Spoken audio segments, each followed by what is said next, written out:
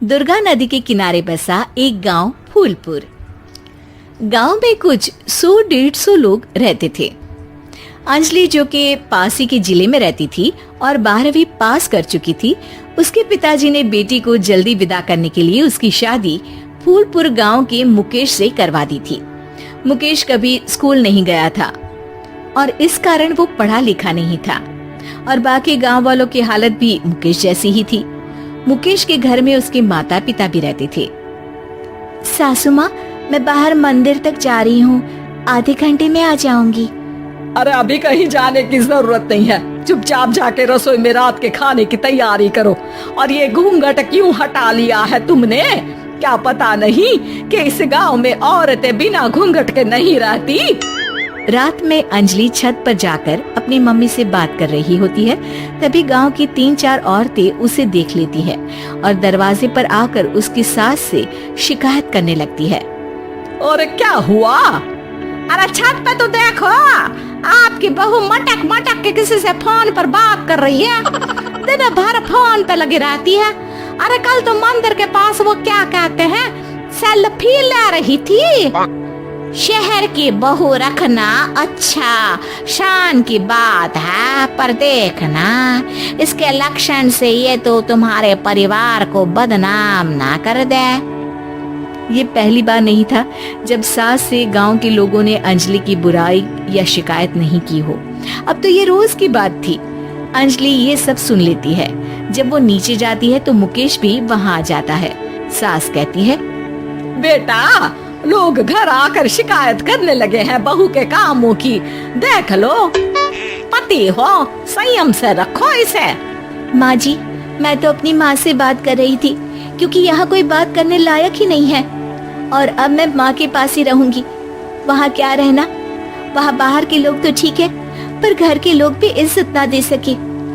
अरे नहीं नहीं अंजलि, ऐसा नहीं है, धीरे धीरे सब ठीक हो जाएगा, तुम फिक्र ना करो।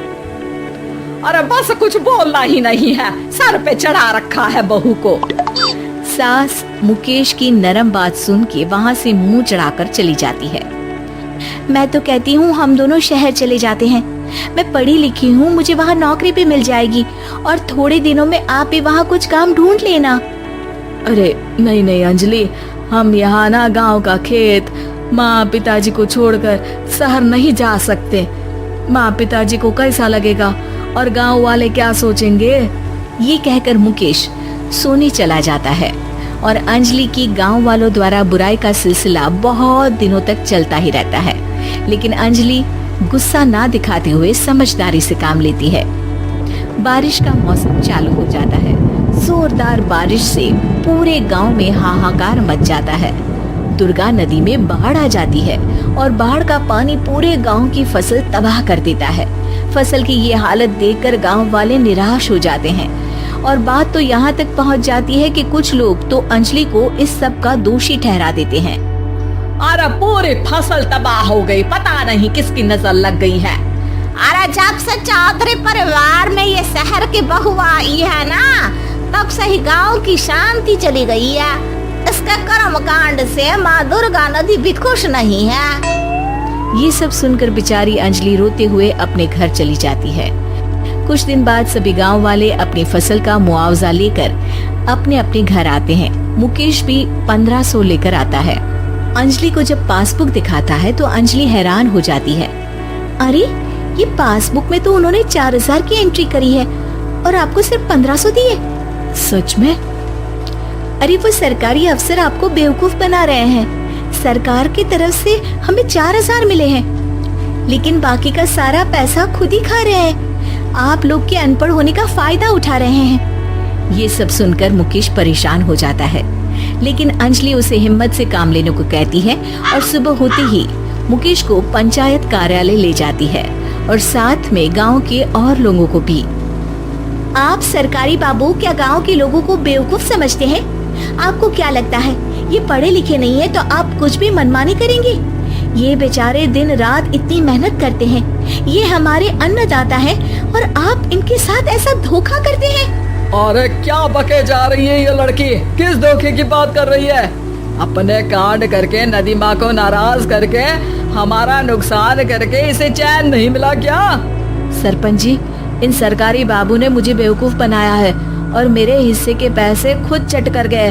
बस ये सुनते ही सरपंच वहाँ से दुम दबाकर भाग जाता है। पता चलता है कि जनपद अधिकारियों ने गांव के सरपंच के साथ मिलकर सबके साथ धोखा किया है। सब लोगों का विरोध शुरू हो जाता है और आखिर में अधिकारी सब गांव वालों के हिस्सों के बचे हुए पैसे उन्हें लौटा देते हैं और कई दिन तक सरपंच गांव में लौटता ही नहीं। अंजलि, तुम नहीं होती तो हम गांव वालों को तो पता ही नहीं चलता कि ये हमें हर बार बेवकूफ बनाते हैं। हाँ हाँ अंजलि बेटी, हमें माफ कर दो। हम सब तुम्हें बुरा भला कहते रहे, लेकिन तुमने ही आज हमें बेवकूफ बनाने से बचाया है। हमें तुम पर गर्व है बेटी। अब समझ आया कि सरपंच तुमसे नहीं, तुम्हारे पढ़े लिखे होने से नफरत करता था। क्यों ना इस बार हम अंजलि को ही सरपंच पद के लिए चुन ले? क्या कहते हो गांव वालों? पढ़ी लिखी सरपंच। बस पूरा गांव अंजलि के लिए ताली बजाता है और अंजलि की सास उसे खुशी से गले लगा लेती है।